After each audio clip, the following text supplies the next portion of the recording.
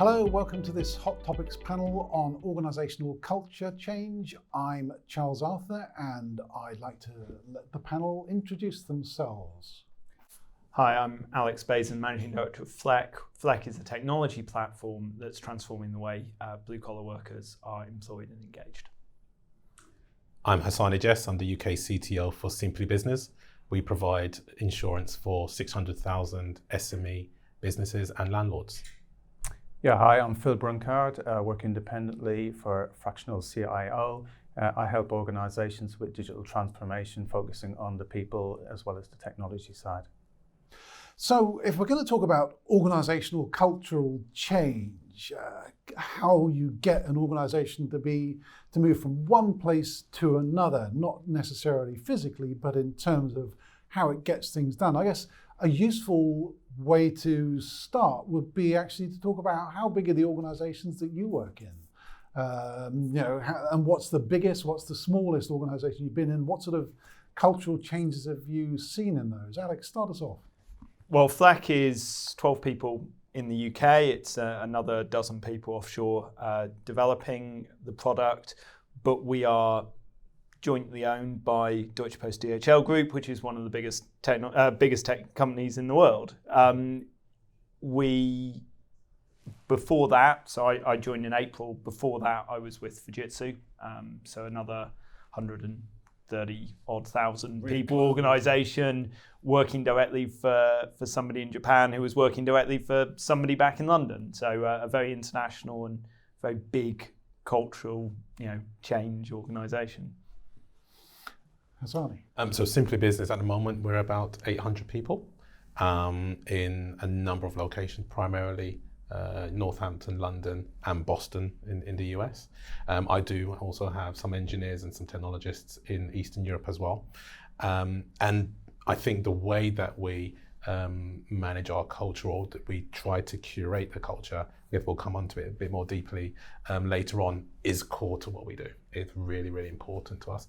And having worked for bigger organizations as well, so the kind of traditional global organizations who also have a different culture, very different to us. Banks, you've worked for a number of banks, haven't you? Absolutely, worked for the banks, even had projects working within government, within travel and retail. Each one of these organizations have had very different cultures that they've created for themselves. And I don't think the size is the determinant. So I don't think it's the number of people that dictates what kind of culture you can create. I think it's really a dynamic of what is the leadership trying to create and what do you facilitate in your business. And Phil? Yeah, so previously I worked for BT, massive organisation, and just to pick up on your point, actually it didn't have one culture. There's multiple cultures because of the history of the organisation. The merger with EE brought a different dimension in terms of culture, but also the different lines of business had different culture, some of it good, some of it not so good. But as an organisation, in terms of change, it recognises that culture is a key dependency for that change to be successful. And actually it's quite hard to change culture, but it underpins what you want to do in terms of transforming an organisation. Currently, I work with, tends to be mid-sized companies, so we're talking about 400 to 1,000 employees. Doesn't have necessarily the same challenge in terms of the varying levels of culture within the organisation, but it certainly has differences in terms of attitudes of employees that have been there for a longer time compared to new people that are being brought in. But again, it still has that challenge in terms of cultural change is hard to do, but it has to be led from the top. So just expand a bit on your time at BT, because as you say, you've got a range of different cultures there. You have people who've been there perhaps since pre-privatisation. Lifers, yeah. The real lifers, that's a long time, because that's 1984, isn't it, for BT privatisation? Yeah. And then you have, as you said, the merger with EE, which was 2016? 4 years ago, about 4 years ago. Yeah, and so that's taking over what had been originally Orange and became EE through a merger with T-Mobile. So that's a mobile network company which had been in opposition and affected the fixed line BT with this new mobile. In effect, that was the sort of the future. And now you have three cultures in effect. You have the pre-privatisation, the privatisation, and the mobile. How different are those cultures? And How do you get them to move at the same speed if you can? For me, it's about the leadership, as I say, in terms of what type of organisation you want to be, and actually embedding that into the mindset of the people in the organisation. So what I mean by that is ultimately, as an organisation, it's focused on the customer. So in terms of addressing the customer, it needs to get the employees to be more customer-centric, and for that to be a key part of the cultural change. So it's about, and that's actually hard in terms of some of the people who have been internal within the organisation for so long, to actually think, actually there's a customer at the end of the process that you're involved in. But that's quite critical to change. That doesn't come easy. But it's also about how you disrupt the status quo of the organisation by bringing in external thinking, by introducing new ways of working. And some people will adopt to it and some won't. But you want to make sure that gets instilled into the organisation as a whole. So is the thing that happened that the people who don't like it just leave? Does it become actually a does disruption happen. that's actually... Whether that's a step too far, and sometimes that's necessary. In terms of, organizations need to be adaptable, and I think moving forward, we as people, as employees, also need to be adaptable in lots and lots of different ways in terms of, the impact of change, how technology is disrupting what we do. So it's all about adaptability, flexibility, but from an organizational point of view, it really needs to focus on the people to be successful.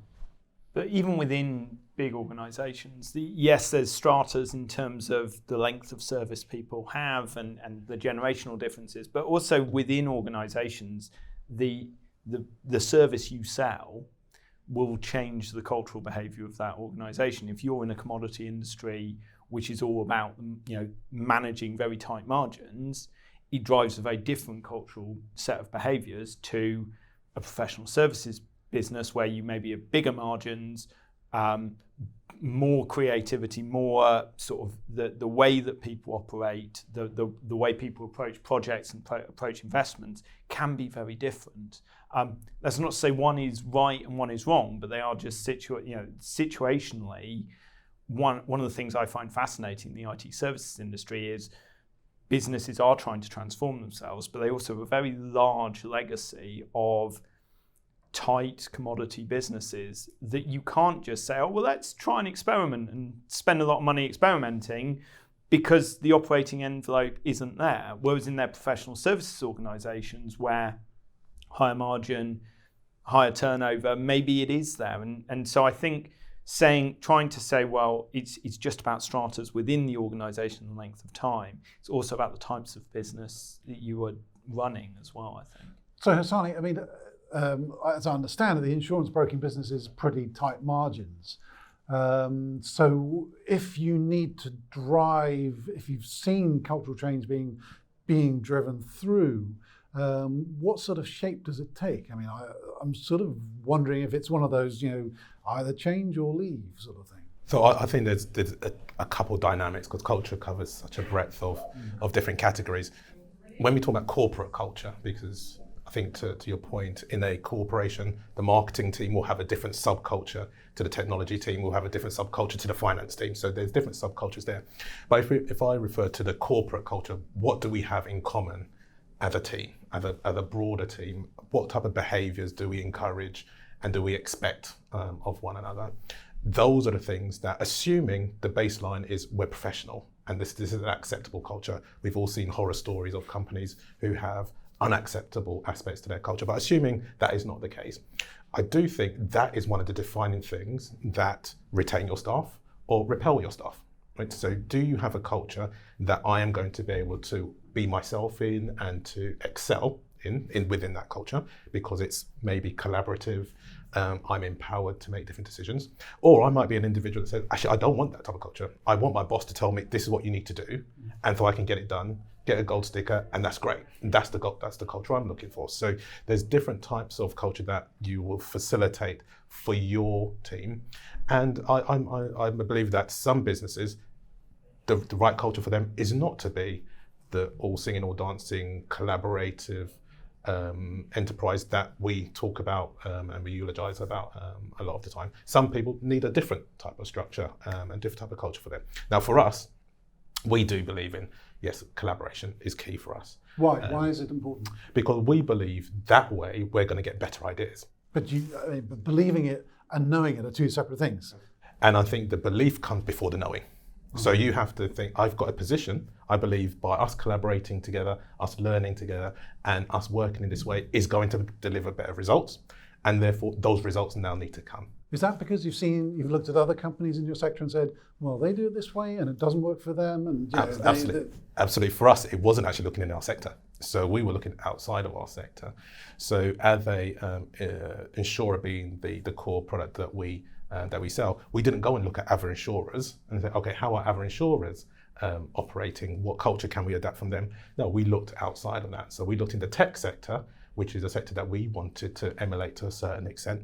And we do see ourselves as a very tech-heavy company, and therefore having that lineage and having that background determines some of the culture that we then bring into our domain. What sort of things were those then? What sort of things did you try to bring in? So in a tech company, it's very natural to have hackathons, to do experiments. So those experiments that you talked about, that's very natural for a techie to do. A techie will be doing hackathons all the time. In their private time, they'll be playing with new different things. Bringing that culture into our business has been really disruptive for us because we've even done it in our call center. So some people might think you could never do a hackathon in a call center. We do hackathons in our call center, and they've come up with revolutionary ideas of how they can improve the business, and they've done amazing things there. So that is just an example of how by leveraging a different domain, bringing it into insurance, if you came to our office, you would think, this is not like an insurer. This does not look like an insurer, even though, yes, we have all of those underpinning foundations that other insurers would have. Yeah, absolutely. And I think we've sort of followed a similar path with FLEC, not actually within the core team, which is a fairly traditional techie company with all the things that you mentioned, but actually when we're thinking about how do we enable flexible employment for blue collar workers, there's a chronic undersupply of labour in the industry, there's also a chronic underutilisation of the labour we have in the industry. We're saying, well, why can't we bring the kind of white collar flexible working culture into blue collar? Now that requires a cultural change within the blue collar industry to not expect 3 or 4 8 or 12-hour shifts a week. It requires more flexible working, more things that we almost take for granted in many white collar professions. Give us some examples. What are the white collar professions where people are thinking, oh, I'll just do a bit here and a bit there, and what are the blue collar ones? We're talking about manual labour, surely, aren't we? Well, yes, we're talking about skilled but often shift work type labour, such as driving, such as picking and packing in warehouses, forklift operators, eventually manufacturing, healthcare, health and social care sector as well. It's an obvious space where you've got that twin challenge of underemployment, but also under a lack of supply of labour. Which makes no sense, but it's all about how do you rethink the way that people engage with work. What I see, or what I've certainly seen in my career in IT, is a lot of people doing freelance work, a lot of people doing, particularly in the design and creative sectors, doing jobs for multiple employers, picking up extra work where they want to, and that's sort of always existed within the blue collar sector, but not in an organised way, not in an efficient way.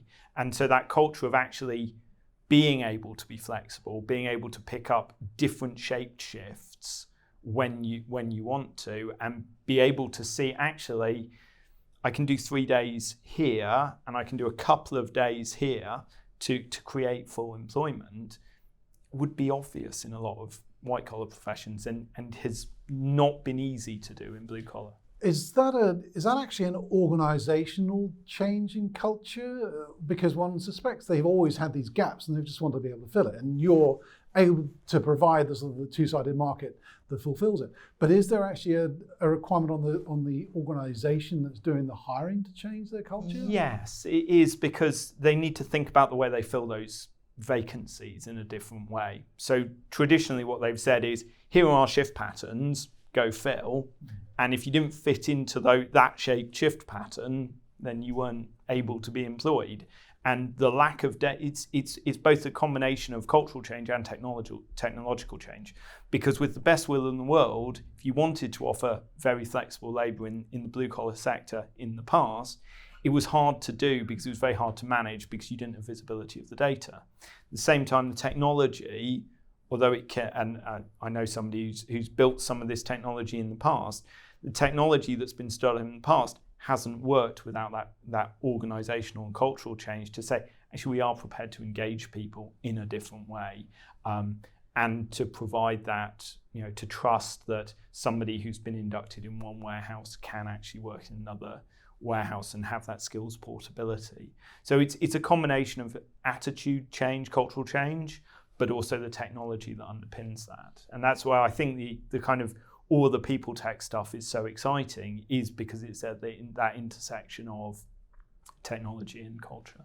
Phil, you said that it's important to have people thinking about a customer.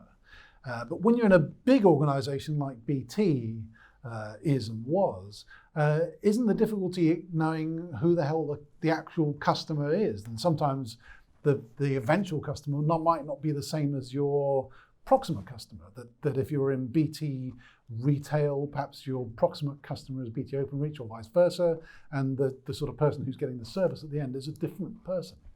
Well, the ultimate customer is the end customer, and everything else is the value chain in terms of delivering to that customer, and I think that's an important ethos to think about. But I do want to pick up on some of the points that you were saying, which are kind of really, really relevant for the future of work and the way things are going. You talked about transferable skills, and you talked about how that's sort of shifting over into the professional sector. I mean, for me, the whole notion of jobs is sort of will change, and actually it's more about people doing a tour of duty based on the skills that they have and the skills that they build up, because let's face it, future generations are going to be working for longer. They're not going to want to be in one fixed job.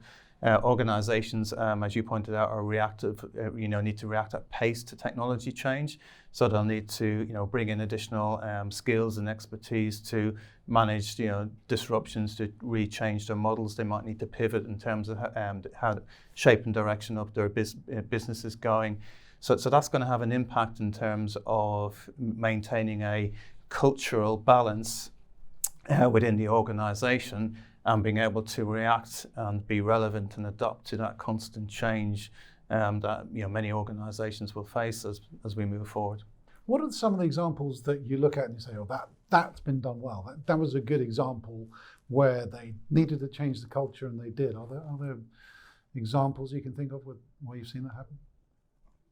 So I think an example that was quite public last year was Starbucks, right? So they had an incident of racism in one of their stores, and they decided, I think the CEO decided, we're going to shut down all the stores and do some training, right? So everybody is going to do this training. Now, for me, that is a cultural incident, because it's not just we're going to address this particular problem, but the culture they've said is, if there is something that is unacceptable, we are all in this together and we're all going to fix it together.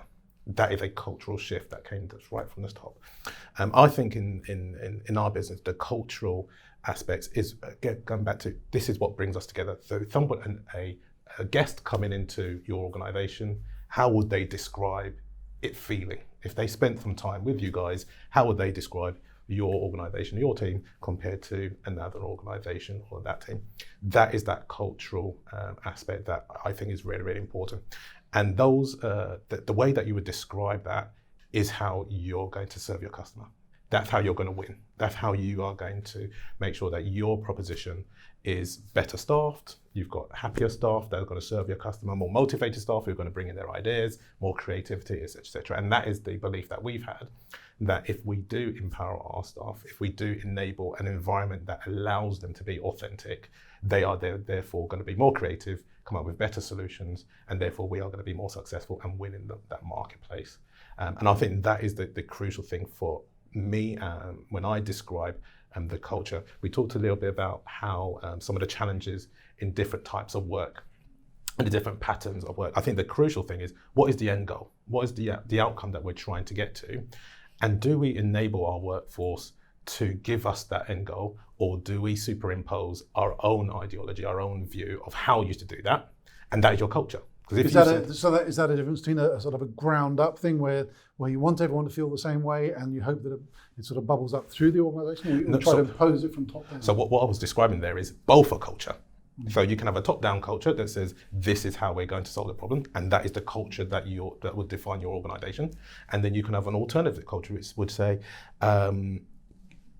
you guys are on the ground, help us understand how we can solve this problem. What suggestions do you have? And that is a different type of culture. I do wonder whether that top-down culture is really genuine culture, though. Because often what you then get is sort of a stratification where there's a theoretical top-down culture that says we are this, and a real ground-up culture that is often different. Now, leadership should hopefully take you, I say, this is our beliefs, these are our views, and it's obviously, in a small company like mine, it's quite easy to speak to everybody and get everyone to buy in. But it does take a while for the leadership to say, from a top-down level, this is where we're going, this is what we want to be. Isn't the classic example of that the Jack Welch General Electric, where people were graded on a curve, if they didn't come up to it, they were out? That's a real push from the top down and completely permeated the culture. I mean, sort of to some extent ruined the company, but that's definitely a top down. And you have benefits and cons of that, right? So for a period of time, they thought that was a part of their culture that was making them successful. Yeah. And then in the long term, they said, oh, actually, this isn't, in the long term, it may not make us successful. Yeah, and you do get organisations who still think like that in terms of how to recruit people and fit a certain profile, but actually what they're really missing out is the opportunity of diversity. And actually diversity is really, really important if you're going to be successful as an organisation for lots of reasons, because diversity is great for innovation and creativity, but also you need to be diverse because you need to represent what your customer base is as well. Mm-hmm. So that's a key part. We're still struggling a bit to find examples of cultural change. Yeah, and a lot of the really shiny examples of great culture actually are new entrants into traditional industries that haven't had good cultures. Use your example in the financial services industry. You've set up a great business with a great culture. Octopus Energy is another obvious example of one where they've created an empowered culture within their service centres. Very small teams, very self-directed teams who own groups of customers. Transformational, but they've done it almost to an industry, and everyone else is now saying, oh, actually, that's quite a good idea, let's try and catch up. I struggle to think of ones that have kind of really been great, positive transformational cultural changes that have kind of happened organically without somebody coming in from outside to do that. I'll give you an example. It's not an example that happened overnight, and let's face it, cultural change doesn't happen overnight. So the example is Northumbrian Water. So you'd expect a utility company to be quite traditional in terms of the shape of an organisation, in terms of what it does. But actually, over the space of the last few years, it's really, really changed as an organisation in terms of how it positions itself. First, every drop of water is sacred, and it's built an ethos around encouraging innovation and creativity within the organisation to follow that through, in terms of the customer engagement, in terms of staff engagement, and so forth. In terms of how it does that, actually, an example is for the last 3 years, they effectively shut down the organisation, brought everyone together for an innovation festival for a week at Newcastle Racecourse, encouraged customers, the staff, partners, suppliers, anybody from the public, any interested organisation to actually come along and set up, in each tent effectively, to solve a business challenge that they faced. And by doing that, they got a diverse group of people together. They got diverse thinking around solving a problem. They had everyone across the organisation, no matter what function you were in, collaborating, which is a key word, around a particular challenge that they faced and coming out with great solutions by the end of that week. but importantly, taking those ideas and solutions back into the business and maintaining that momentum as part of business as usual. So that's a really good example from my perspective, and it's all about how do you instill a sense of innovation, drive change, drive benefit for the customer around the value of water, and have a purpose around that, and actually make that the mantra of the organization that really gets employees engaged and gets connected with the customer and builds up that momentum to really drive change for the organization. So what was the reason why they did that? Because they kind of just thought, oh, I don't know, they kind of suddenly thought to do it one day. What was the actual thing that drove them to do it? Essentially, it was, well, we could just carry on as we've always done, but actually to really rethink what it means to be an organization and a supplier of water, which is a valuable, one of the most valuable things that for the human race, essential, is, if we're going to address all of these issues, we can't do it alone. Is it one of those things where they saw a sort of a crisis point 5 years, 10 years out if they just continued in the way they were going? They probably did, but I don't know the answer for sure. It's interesting that what you described there shows a sort of a permeability between where the end of the company is and where the customers are. If the customers are coming in, people who are customers, because they're water users, coming in helping solve the company problems. That's an interesting example of the culture changing to absorb the customer, almost, isn't it? Yeah. And consumer companies probably do that better usually than business-to-business companies from a open innovation. I mean, Mattel and Lego are champions of open innovation and do fantastic, really interesting work. Business to business, it tends to get a bit harder to kind of source those ideas within your ecosystem, but there are good examples of that. And again, I think enabled somewhat by technology, it's easier to collaborate now. It's easier to integrate different technologies. You can start bringing together sort of an ecosystem of technologies to solve business challenge rather than having to build big silos over multiple years. So that pace of technological change, I think, drives some of that pace of cultural and innovation change. I mean, in the B2B, there tend to be quite tight feedback loops between manufacturing companies and supply chains, don't there? The car suppliers and car manufacturers tend to have quite a tight feedback loop about how they're just in time chains and work and so on. In some well-defined problem spaces, I think in the broader, how do we market to people or how do we engage with customers? Sometimes that's not as strong. Why do you think it isn't then? Because I think we sort of accept these days that cultural change is almost a constant, that it's something where the businesses are always having to change a bit because outside is changing all the time, that you have social networks, you have smartphones, you have all the different inputs that you didn't have 5 years ago, and then 5 years' time it's going to be even more different.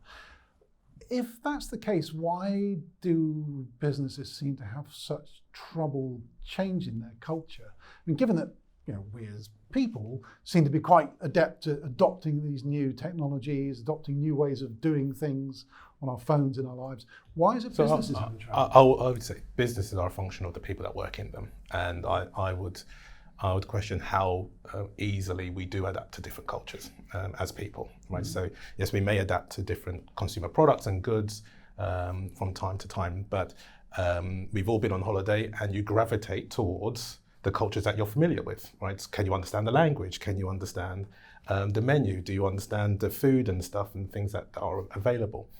So I think that is at a human level. Now at an organizational level, it's really, really important that we recognize not everyone's going to have the same culture. Not every organization needs to be identikit or can be identikit because they don't have the same people working within those. And I think from the top, the leadership is part of their role to facilitate the behaviors that they want to encourage in their culture and to discourage the behaviors that they don't want in that culture.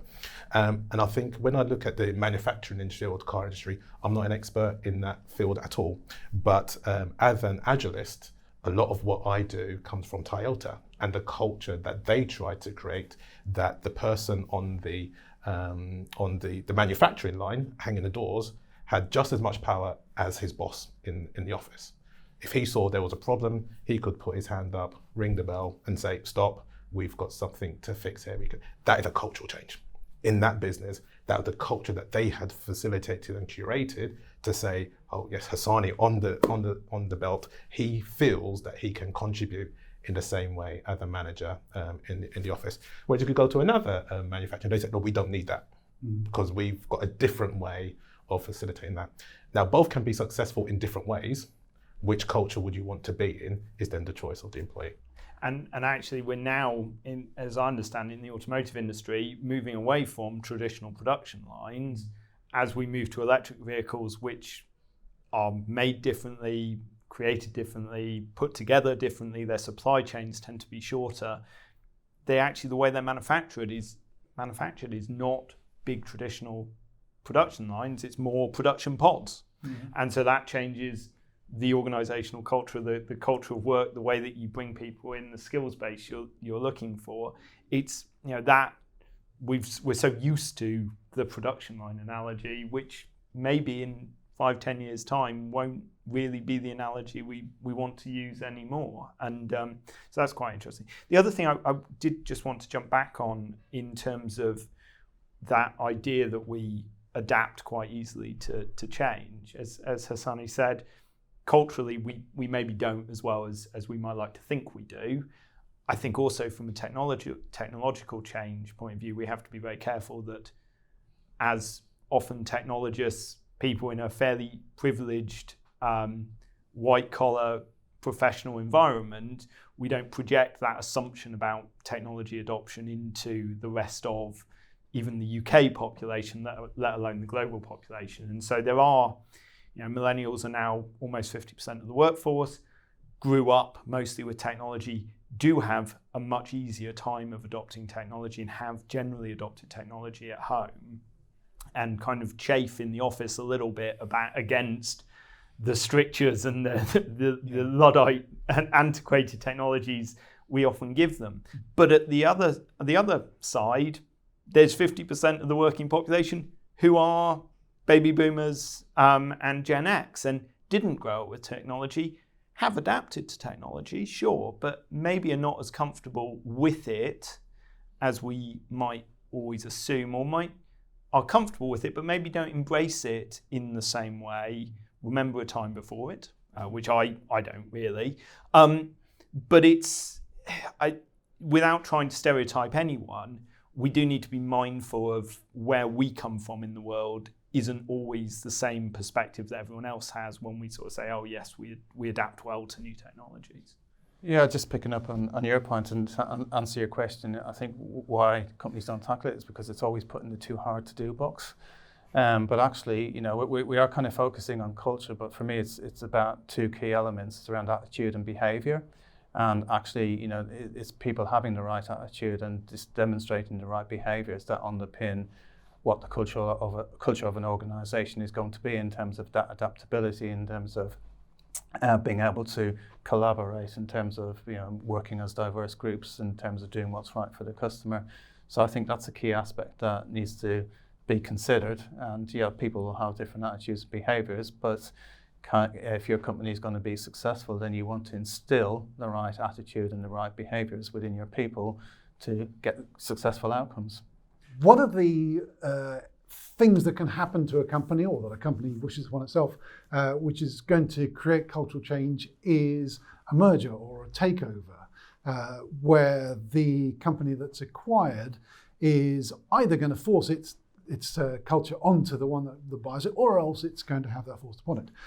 And both are going to have an effect. Phil, obviously, BT, you talked about the EE merger, as I think it was billed. What, from your perspective, were the good things and the bad things that happened in that, in terms of cultural change? I mean, was it successful? Did it flow across the company, or were there is it the sort of thing we get pockets of resistance? So there's elements, like any M&A activity, there's elements of success and there's elements of failure, and again, it's all about how well it's done. So, if you look at EE, it was quite an innovative, forward-thinking organisation, but that's part of the reason why BT acquired them. But perhaps that got lost a little bit in the first couple of years. But I know now that's starting to embed into the key strategy in essence of what the business is about. So if you look what BT is going to market about in terms of its key strategy, it's very much about 5G, which is very much around the key reasons why it bought EE, because EE was at the forefront of 4G, so same with 5G. I work a lot within the housing sector at the moment, with housing associations, lots of merger and acquisition activity within that sector.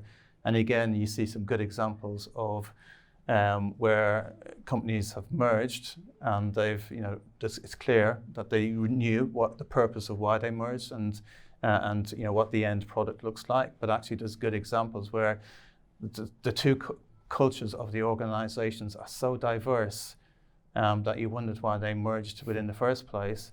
And actually, understanding why you acquire, why you merge is a key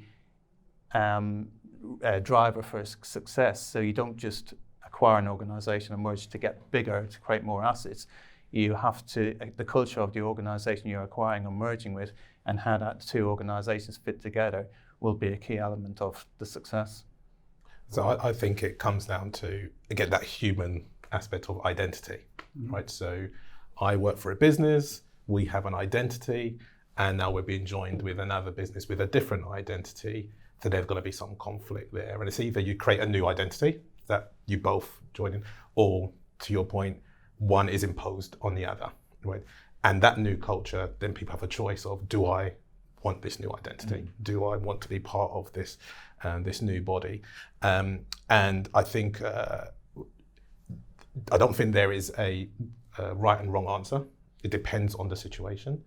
For some, it might be, creating that new identity makes sense because they are of equal size or something like that magnitude. Or for some, it might be, no, you are so much smaller than ours. We'll incorporate parts of it, but we're going to create a new identity for you. And I think that is, again, a key part of leadership, is that if that was the situation, that you're creating a new one or you're imposing one, you have to enable the acquired or the imposed, if that's the right word, to want that new identity, to want to be part of that new thing, so that they are motivated to reach the goals that you've acquired for the first place. Yeah, that's a good point, because actually within the sector, in the housing sector, many of the organisations have created a new identity, a new brand, rather than keeping one of the existing brands, and I think that has had a positive impact. Yeah, and I think that's why I'm a big fan of joint ventures, of partnerships, of ecosystems, where you can kind of bring two parts of two organisations together to create value, to create their own corporate culture more generally, but without having kind of that imposed from one side or the other. Because I've certainly seen in the past where big companies buy small companies, expecting that somehow that 50-person company is going to transform the innovation approach to the very, very large company. And of course, it happens the other way around, that the big company sort of squashes that innovative culture in the smaller company. And often that actually the reason people wanted to go and work for that small company was precisely so they weren't working for a big, monolithic organization. And so actually in those scenarios, probably partnerships would have suited both parties better. But where you said there's more of a merger of equals, where you can create a new brand, then maybe that's a different story. And so a last question, what do you think are going to be the key flashpoints, the really important elements driving corporate culture change in the next 3 to 5 years? What are going to be the sort of hinge points, the things that will force them to change? For us, it's future of work. So what is the future of that workforce, and how are we going to want to operate? So whether that's flexibly, whether that's reduced time, by leveraging technology, that's going to enable us to do more, or to have more time for ourselves to get the same results. So I think that is a key thing that I think most businesses are grappling with today, and will be grappling with more and more as technology becomes more pervasive, as ways of working become even more varied, along with that diversity of people, diversity of thought, diversity of ways of working, all these complexity are coming into the mix. I think that's going to be one of those key forces. I think more generally, generational change, demographic change is going to force companies to change. We have an aging workforce in the UK, a lot of people, particularly skilled manual work, getting towards retirement. We've got reducing immigration for various political reasons, and there is a skill shortage. So how companies can address that will drive the changes in culture. If you want to keep attracting millennials and Gen Zs to work in your organization to fill the gaps being left by the baby boomers as they retire, you're going to have to do something differently, I think. Yeah, I think I agree with both those points, and I think organizations need to be adaptable, but I think we also need to be adaptable in terms of being very, very conscious of the new skills that we need to acquire to be constantly relevant in an ever-changing workforce. We need to understand the impact that technology is going to have and what that means for our roles and how our value to the organization as people. So yes, we need to understand technology, but also we need to understand what it means to the human element and how you work alongside technology. So that's going to be quite important. But for me, it's not about jobs, it's about skills, and it's about continually developing those skills. Terrific. Gentlemen, thank you very much. Thank you. Thank you.